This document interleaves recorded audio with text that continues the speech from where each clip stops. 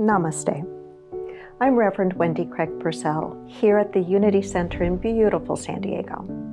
Thank you so much for subscribing to this channel. Please make sure that you like the video you've just watched and consider making a contribution on our app or on our website. It's really easy to do, and thank you in advance for that support. It does make a difference. I titled the talk this morning, Living Deliberately.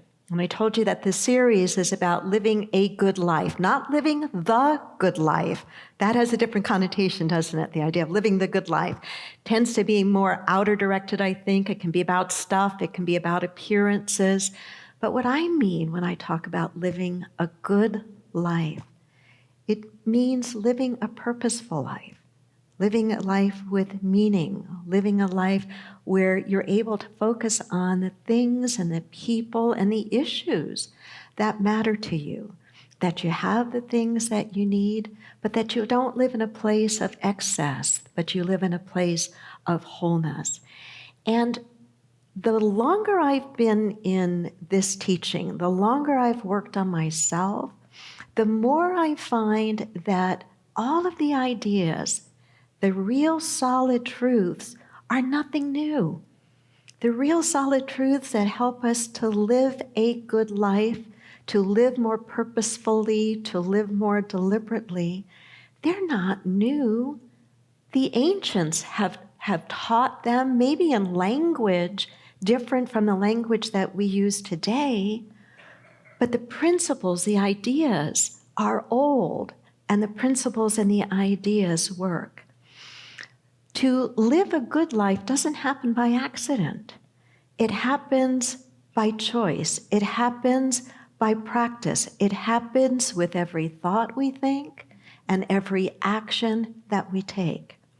And so I'm pulling from the idea of the classical virtues that have been taught by ancient cultures, the ancient Greeks, the ancient Romans, taught these ideas that there were basic human virtues that if we could develop them, perfect them, improve upon them in ourselves, that we would be able to live a really good life.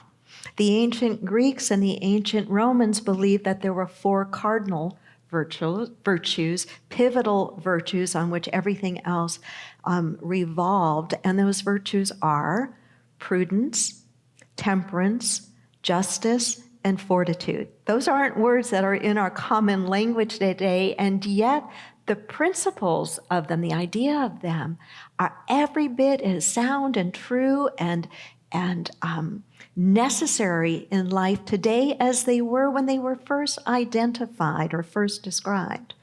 And then there was St. Thomas Aquinas, who added to those 4 virtues and felt that there were 3 other virtues, being faith, hope, and love. So we're going to be looking at all 7 of these, starting with prudence today. And even as I say the word, I think, gosh, that sounds so old-fashioned. Say it with me. Prudence. Doesn't it sound old? It sounds outdated. It really does. But I hope that by the time I finish sharing some ideas with you, that you go, you know what? I can see places in my life that I'm going to practice this a little bit more, because I'm convinced if I do, my life is going to be better. I'll be living more deliberately and more on purpose. So in preparing for this series, I came across a foundation.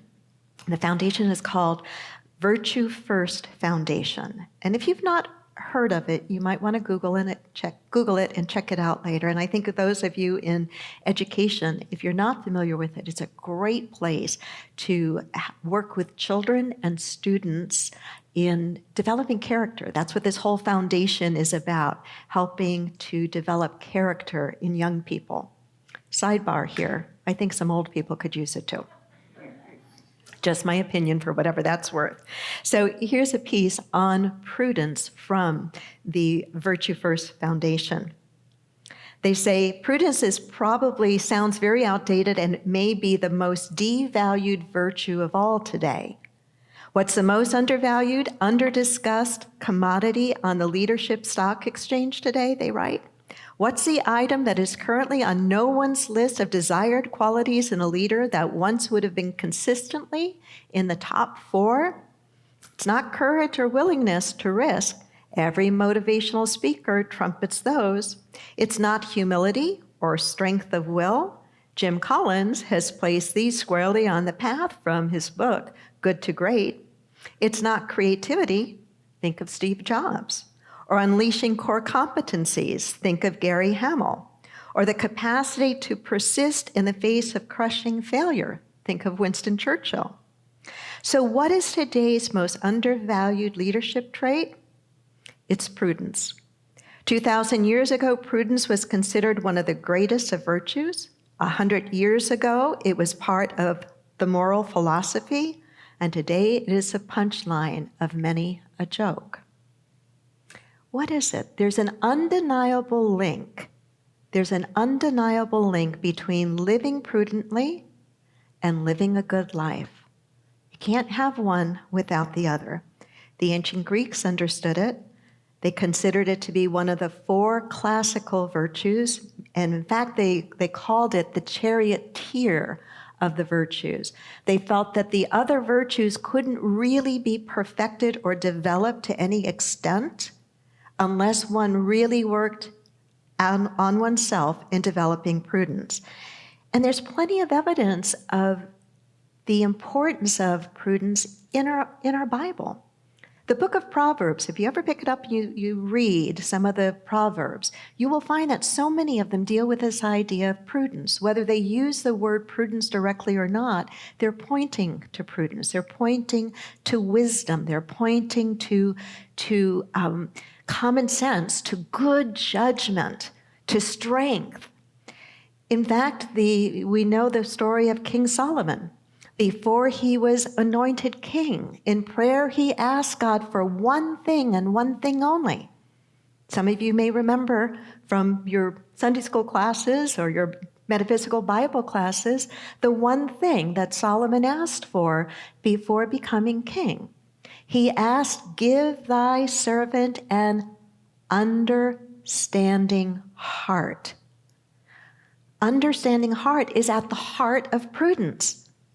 Give thy servant an understanding heart. And we're told that he was given an understanding heart. And there are some amazing stories in the life of King Solomon that exemplify his ability to make wise decisions, to live as a prudent and wise, mindful king. And we're told that not only was he given a wise heart, a good heart, so that he could judge his people fairly, not in a judgmental sense, but in a discerning sense, that he could make wise decisions. He was given that wise and understanding heart, but we're told he was given everything else. Everything else. I think it's why the ancient Greeks and Romans really also linked this idea of living prudently is what is linked to creating a good life. So what is prudence? It is to exercise care and good sense when we make a decision. It's to exercise care and good sense when we make a decision, when we take action. Think about our emphasis in our spiritual practice of mindfulness. Do you see the connection there? Right? To make a good decision, to make sense, when we take action, to decide rightly, to decide with discernment, requires that we are mindful.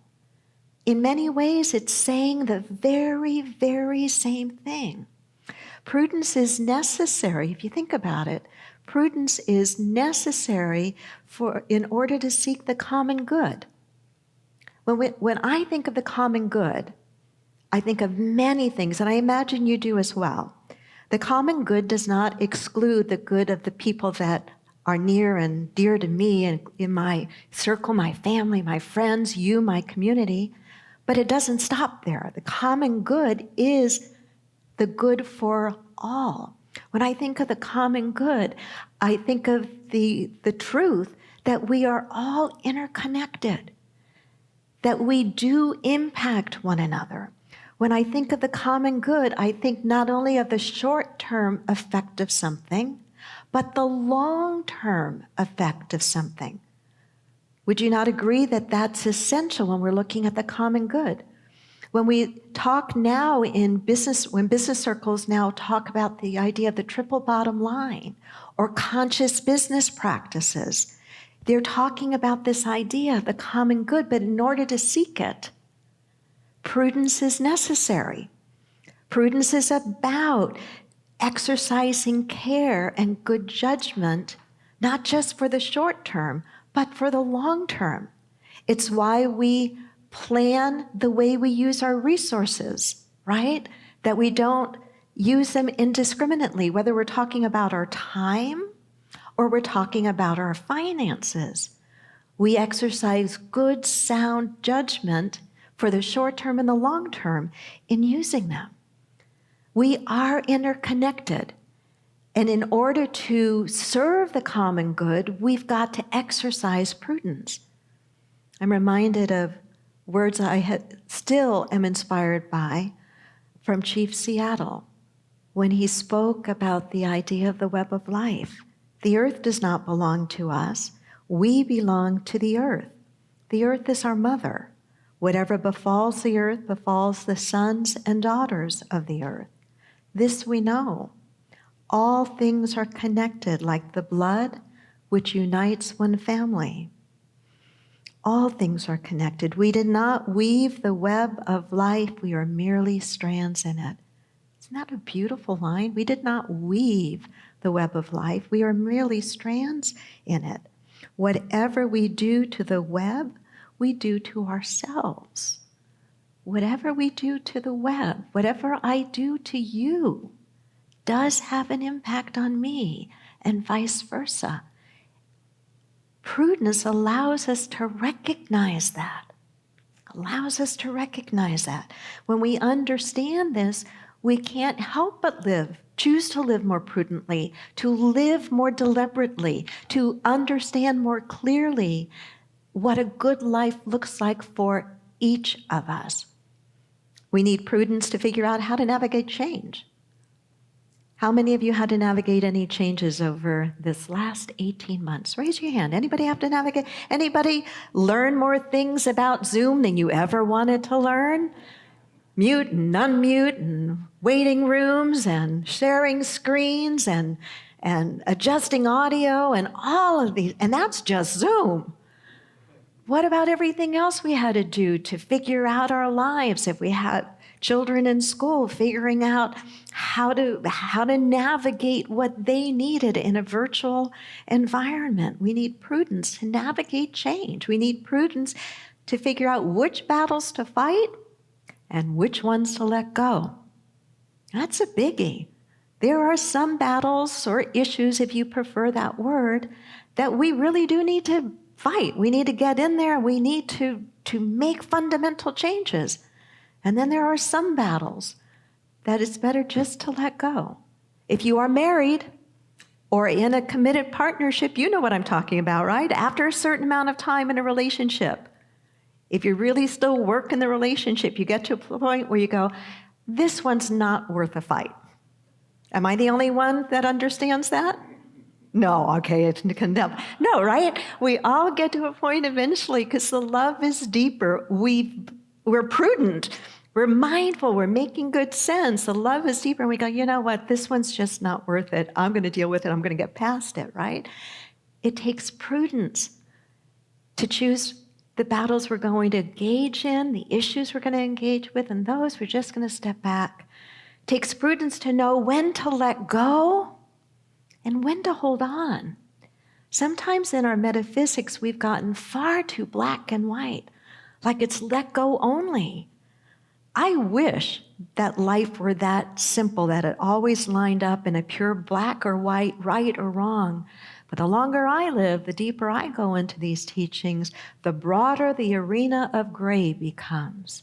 And that's where discernment, the cultivation of discernment, the cultivation of wisdom becomes so important. And how do we get wiser? one of the ways is by trial and error. We learn from our mistakes, right? We do the best that we can. And if that didn't produce the result that we were hoping for, we step back and we ask, what can I learn from that? What didn't I know? What didn't I see? Was the timing off? Was I unclear? Whatever it may be, but we step back and we ask questions so that next time, maybe we can do it a little bit better. But we also analyze our successes. We figure out, why was that? Why did it work well this time? All of this is the exercise, I believe, of the quality of prudence. Again, from the Virtue First Foundation. As an act of virtue, prudence requires 3 mental actions: taking counsel carefully with ourselves and others, judging correctly from the evidence at hand, and directing the rest of our activity based on the norms we have established. Prudence is the charioteer of the virtues. I want to go back to each of those just a little bit. Taking good counsel mindfully with ourself and others, and I would add with spirit, that the development or the cultivation of prudence happens when we take counsel carefully with ourselves and others. It's what I was referring to a moment ago. It's the stepping back when we have fallen short or made a big mistake or failed and trying to understand what was really at issue there. It's stepping back and trying to understand when something went really, really well. What was that about so I can duplicate that? And it's also seeking counsel outside of ourselves. Who do we know that we look up to that has handled the kinds of things we're handling with ease and grace? Can we turn to them and seek counsel and try to understand a better way?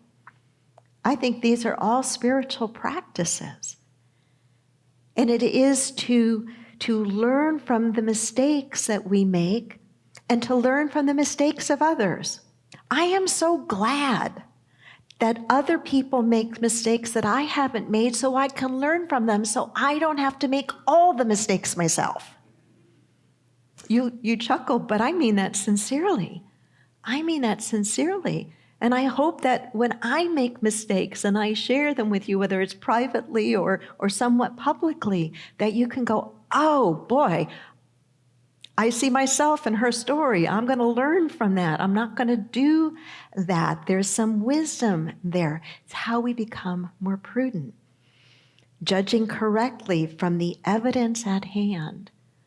A comment here, because in our metaphysics, sometimes we take this idea of judging, again, in this very black or white way.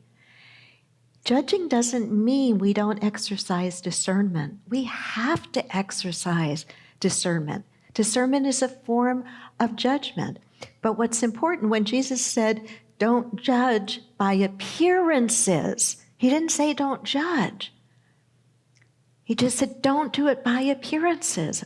And I think if we could have sat down with him and said, okay, tell us a little bit more about this thing, that he might have added and he might have said things like, make sure you have all the facts before you judge.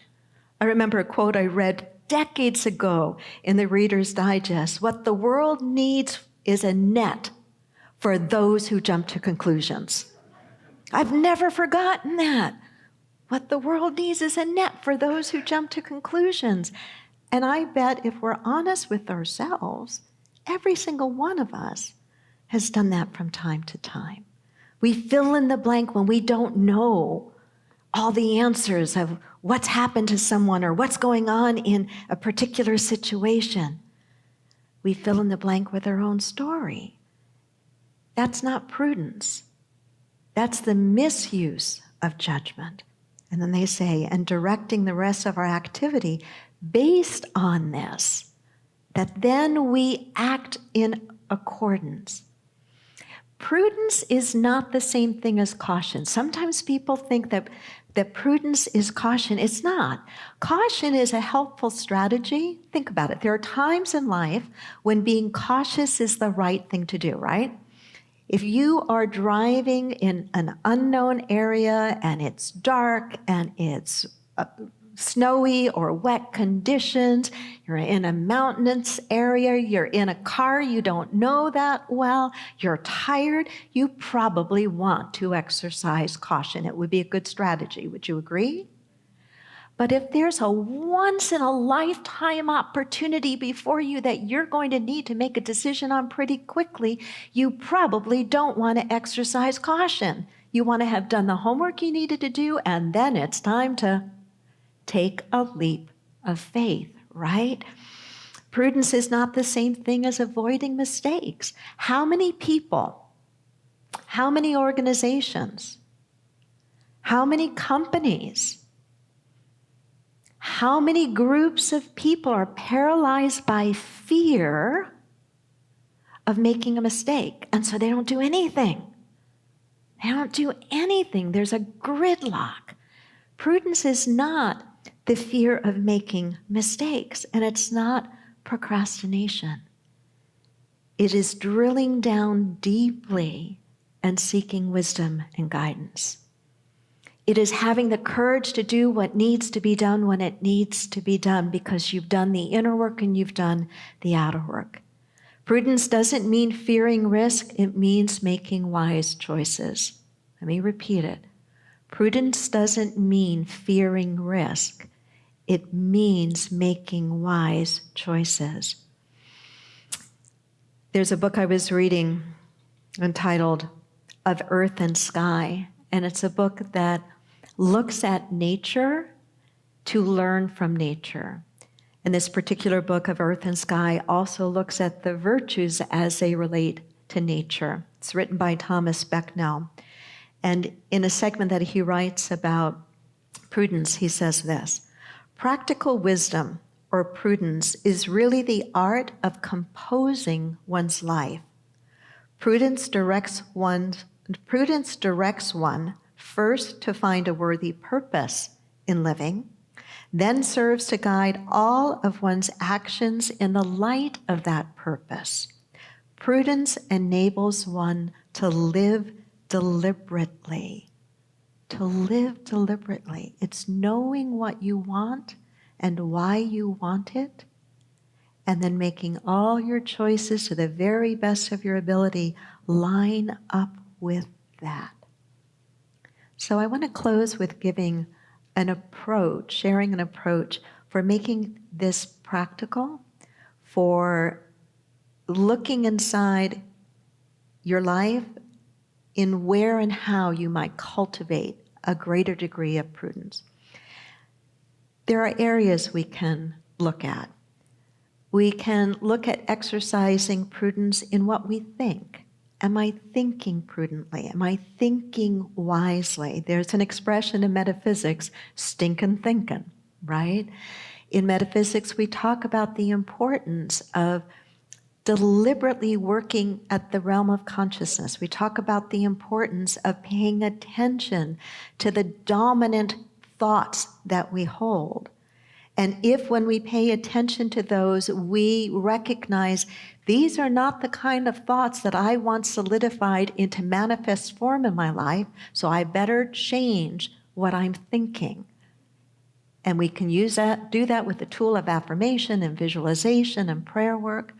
And so we can look to our thinking and choose to exercise greater prudence in what's going on in our mind. That's one area we might pick.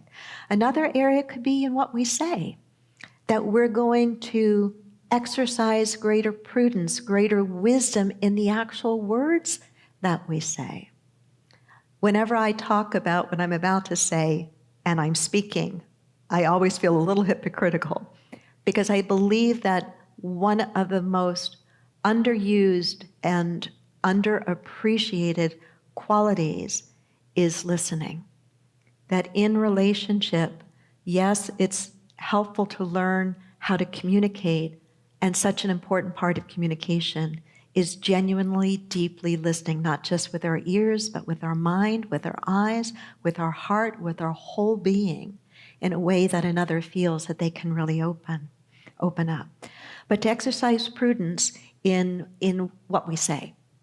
to exercise prudence in what we say. Do you remember the teaching, and I don't know where to credit it, but the teaching that says the simple rule before you speak should be this, and you need to get a yes to each of these 3 questions. Is it kind? Is it true? Do you remember the last one? Is it necessary? And many of us, I think, can get the first 2 right. Is it kind? Is it true? Is it necessary? It'd be a very quiet world, wouldn't it? Is it kind? Is it true? Is it necessary? We could exercise greater prudence if we choose to practice that. Exercise greater prudence in what we do.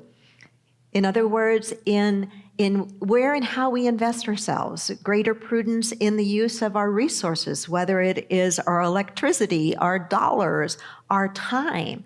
These are all commodities of a sort, and part of prudence is exercising good judgment in the use of those. So I just wanted to share a couple of very practical and simple places that we can just begin to do a little more work if we're inclined to develop greater prudence, whether it is in how we think, in what we say, or in what we do. As I say to you almost every week, if we can just hear an idea and take an idea each time we come to a place like this and use that idea consistently in our life for that week, we're going to see incremental positive changes in our lives. It absolutely works that way. Namaste.